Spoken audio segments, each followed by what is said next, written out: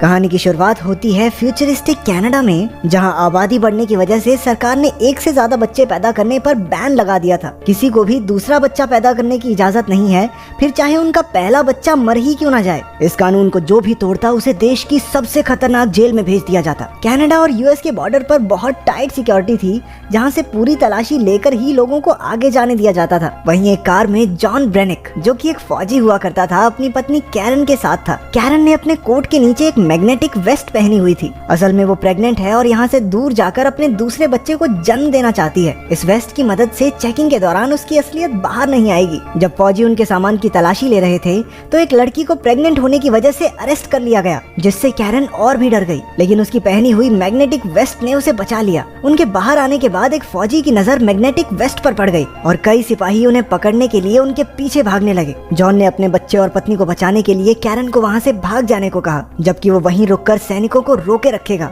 इसके बाद जॉन को बंदी बनाकर बाकी कैदियों के साथ एक जेल में ले जाया जा रहा था, जिसका नाम है फोर्ट्रेस। यह देश की सबसे हाई टेक्नोलॉजी वाली जेल है, जिसे एक रेगिस्तान के बीचों बीच बनाया गया था। वहाँ से किसी का बच निकलना नामुमकिन था। जब कैदी अंदर पहुँचे तो गार्ड्स ने उन्हें पूरी तरह नंगा करके उनकी चेकिंग की। इसके बाद सभी कैदियों को एक कमरे में ले जाकर उनके पेट में हाईटेक ट्रैकर डाल दिया गया। अगर कोई भी कैदी जेल के नियमों को तोड़ेगा तो ये सिस्टम एक्टिवेट होकर उसका पेट फाड़ देगा। डायरेक्टर पो ने सबसे कहा कि अगर कोई भी कैदी येलो लाइन से बाहर जाएगा तो उसके पेट में जोरदार दर्द होने लगेगा और रेड लाइन को पार करते ही कैदी की मौत हो जाएगी। एक कैदी घबराकर गलती से येलो लाइन के पार चला गया और अचानक पेट में तेज दर्द की वजह से नीचे गिर पड़ा। उसे कुछ समझ नहीं आ रहा था तो उसने गलती से रेड लाइन भी क्रॉस कर दी। उसी समय उसका पेट तेजी से फूलने लगा और कुछ ही पलों में धमाके से फट गया। इसके बाद सभी कैदी लिफ्ट से अंडरग्राउंड जेल में पहुंचे, जो धरती के 30 फ्लोर नीचे जाकर थी। जॉन को नीनो नाम के एक कैदी के साथ Z10 नाम का रोबोट एक सेल मिलाया।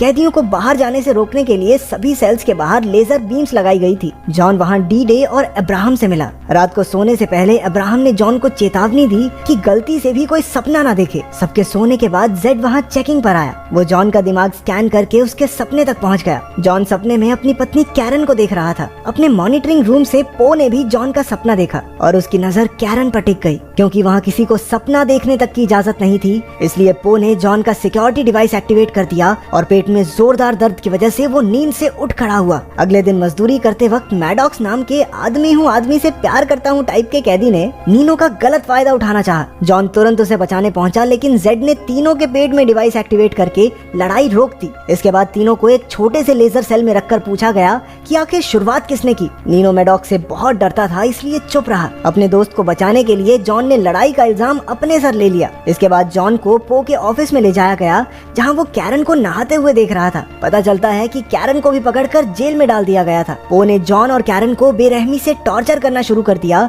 और दोनों दर्द में कराहने लगे। बाद में अब्राहम ने बताया कि फ्लोर ए और बी में सभी औरतें हैं और कैरन भी वहीं होगी। उधर कैरन जेल में दूसरी प्रेग्नेंट लड़की के साथ थी। जैसे ही उसे पेट में दर्द हुआ, गार्ड्स उसे जबरदस्ती पकड़कर ले गए। वहाँ हर एक औरत प्रेग्नेंट थी। कैरन को एहसास हुआ कि नए जन्मे बच्चों के साथ जरूर कुछ न कुछ किया जा रहा है। उधर आदमियों की जेल में मैडॉक्स ने जॉन पर हमला कर दिया। दोनों में जबरदस्त लड़ाई शुरू हो गई। कैरन अपने फ्लोर से जॉन को देखकर हैरान रह गई। मुकाबला टक्कर का चल रहा था, लेकिन अचानक से जॉन ने मैडॉक्स को ऊंचाई से नीचे धकेल दिया। मैडॉक्स ने किसी तरह किनारे को पकड़कर अपनी जान बचाई। पो ने ऑफिस से जॉन को ऑर्डर दिया कि मैडॉक्स को खत्म कर दे, लेकिन जॉन ने उसकी बात ना मानते हुए मैडॉक्स की जान बचा ली। गुस्से में पो ने मैडॉक्स के पेट में लगे डिवाइस को एक्टिवेट कर दिया, जिससे उसका पेट धमाके से फट गया। इससे पहले कि गार्ड्स उसे पकड़कर ले जाते, जॉन ने बड़ी चालाकी से मैडॉक्स का सिक्योरिटी डिवाइस नीनो को दे दिया। इसके बाद कैरन को एक कमरे में लाया गया, जहां जॉन एक बहुत बड़ी गोल मशीन पर बंधा हुआ था। इस कमरे का नाम है माइंड वाइप चेंबर। वो ने कैरन को जॉन को समझाने के लिए भेजा था, लेकिन कुछ ही देर बाद गार्ड्स उसे खींचकर बाहर ले गए। अब मशीन जोर जोर से घूमने लगी, जिससे जॉन के दिमाग में गड़बड़ी शुरू हो गई। ये पो का ऑर्डर ना मानने की सजा थी। जॉन के दिमाग में उसकी ट्रेनिंग के दिनों और शादी की पुरानी यादें घूमने लगी। 3 दिन बाद पो ने कैरन को अपने ऑफिस में बुलाया। वो समझ नहीं पा रहा था कि आखिर जॉन 3 दिन से उस मशीन पर कैसे टिका हुआ है, जबकि ज्यादातर लोग तो 1 घंटे में ही मर जाते हैं। पो ने कैरन से कहा कि अगर वो जॉन को तलाक देकर उसकी हो जाए तो वो जॉन और उसके होने वाले बच्चे दोनों को रिहा कर देगा। अपने पति और होने वाले बच्चे के बारे में सोचकर वो ना चाहते हुए भी राजी हो गई। जब जॉन अपने सेल में पहुंचा तो वो एक जिंदा लाश बन चुका था। वो किसी से कोई बात नहीं करता था, यूं ही गुमसुम सा पड़ा रहता, यहाँ तक कि उसे किसी भी तरह का कोई भी दर्द महसूस होना बंद हो गया। कैरन अब पो के साथ रहने लगी थी। एक रात उसने देखा कि पो एक कुर्सी पर कई सारी तारें अपने शरीर से जोड़कर बैठा है। पता चलता है कि पो को मॉडिफाई करके एक एडवांस ह्यूमन बनाया गया था। उसे ना तो कुछ खाने पीने की जरूरत है और ना ही सोने की, बस महीने में एक बार ये तारें जोड़कर एमिनो एसिड्स लेना ही उसकी खुराक है। जेल में पैदा होने वाले बच्चों के साथ भी यही किया जाता है। बहुत से ऑपरेशंस करके उन बच्चों को एडवांस ह्यूमंस बना दिया जाता है ताकि एक दिन पूरी धरती आम इंसानों और भूख प्यास से आजाद हो जाए। ये सुनते ही कैरन के होश उड़ गए। अब 4 महीने हो चुके थे लेकिन जॉन की हालत में कोई सुधार नहीं था। अब्राहम ने उसे बताया कि कैरन का पेट बढ़ने लगा है और जल्द ही उनका बच्चा इस दुनिया में आ जाएगा। जॉन ने कोई हरकत नहीं की लेकिन उसकी आंख से एक आंसू टपक पड़ा। उस रात कैरन ने पो को रिझाकर उसे खूब शराब पिलाई और बेहोश कर दिया। फिर वो कंट्रोल पैनल के जरिए जॉन के सपने में पहुंची जहां बचपन में जॉन एक गड्ढे में फंसा हुआ था। कैरन ने सपने में जॉन को गड्ढे से बाहर निकाल दिया जिससे असलियत में जॉन को होश आ गया। उसके साथ ही उसे ठीक देखकर बेहद खुश हुए। जॉन ने कैरन के साथ जेल से भागने के लिए अब्राहम की मदद मांगी। अब्राहम जॉन के लिए जोखिम उठाने को तैयार हो गया। जॉन के ठीक होने की खबर सुनकर कैरन बहुत खुश हुई। बाद में नीनो ने जॉन को वो सिक्योरिटी डिवाइस दिया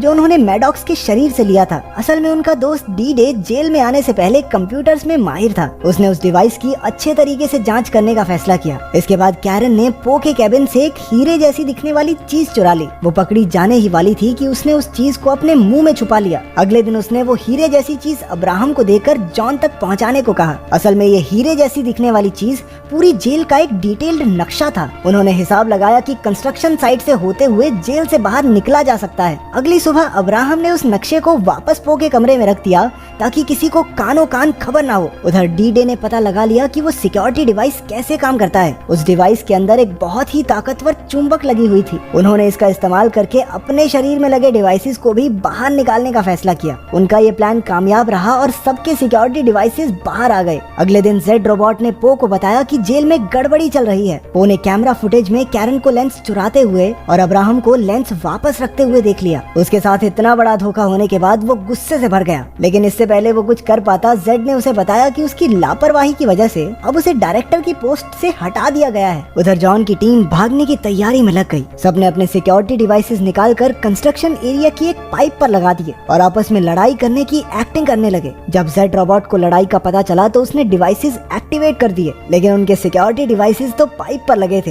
तो उनके जोरदार धमाके के साथ पाइप फट गई और वहाँ भागने का रास्ता बन गया। लेकिन इससे पहले कि वो भाग पाते, पो ने कंट्रोल रूम से पाइप्स में बेहद गर्म हवा छोड़ दी। दूसरी तरफ हाईटेक रोबोट्स ने सभी कैदियों पर गोलियां बरसाना शुरू कर दिया। वो लोग अब पाइप में फंस चुके थे। स्टिग्स नाम का एक कैदी घबराकर वापस जेल में जाने लगा, लेकिन उन रोबोट्स ने उसे गोलियों से छल्ली कर दिया। दूसरी तरफ अब्राहम जेल में कैरन को लेने पहुंचा, लेकिन उसी वक्त पो वहां आ गया। उसने अब्राहम को मार डाला और गार्ड्स कैरन को खींच कर ले गए ताकि उसके बच्चे को भी एडवांस ह्यूमन बनाया जा सके। उधर जॉन की टीम एक रोबोट को मार गिराने में कामयाब हो गई। तब उन्हें पता चला कि ये कोई रोबोट नहीं बल्कि एडवांस ह्यूमंस ही हैं। जॉन ने उसकी बंदूक उठाई और बाकी सबका सामना करते हुए वापस जेल तक पहुंचा। आखिरकार सब एक लिफ्ट में चढ़कर ऊपर जाने लगे। उन्होंने पो के कैबिन में जाकर कैरन को ढूंढा। तभी जॉन की नजर स्क्रीन पर पड़ी जहां डॉक्टर्स उसके और कैरन के बच्चे को जबरदस्ती बाहर निकाल रहे थे। जॉन ने पो को धमकाते हुए कहा कि ऑपरेशन बंद करवाए, लेकिन पो अब डायरेक्टर ही नहीं था, इसलिए उसकी कोई नहीं सुनेगा। तभी एक रोबोट ने उन्हें पहचान कर उन पर हमला बोल दिया, लेकिन सभी कैदी ऐन मौके पर हट गए